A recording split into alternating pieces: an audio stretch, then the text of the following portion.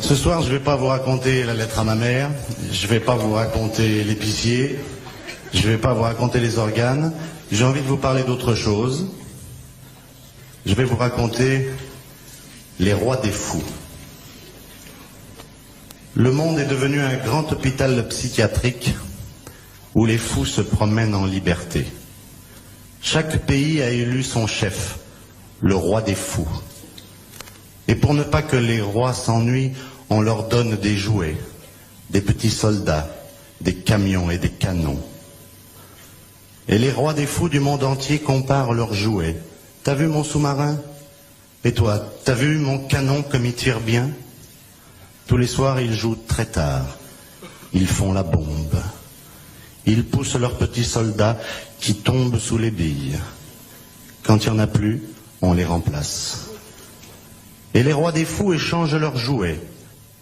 Je te prête mon pétrole, mais toi, tu me passes ta bombe à neutrons. D'accord, file-moi ton uranium et je te donnerai mes petits camions de soldats.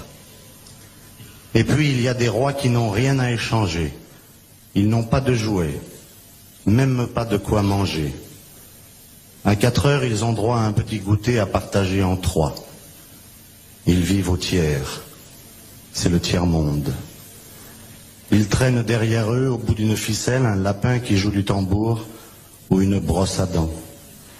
Et en les voyant passer, les rois des fous du monde entier leur jettent pour s'amuser des petits noyaux d'olive nucléaires. Et puis de temps en temps, il arrive un docteur qui veut soigner les fous. On l'appelle prix Nobel de la paix. On lui met une médaille sur le cœur qui brille au soleil pour qu'on voit bien l'endroit où il faut tirer pour le tuer.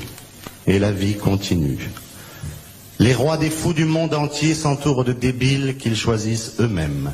Le premier débile, le débile des finances, le débile des armées. Ça s'appelle un gouvernement. Et dans le monde entier, les débiles donnent des conseils aux rois des fous pour gouverner les cons. Et les cons, cherchez pas, c'est toujours nous.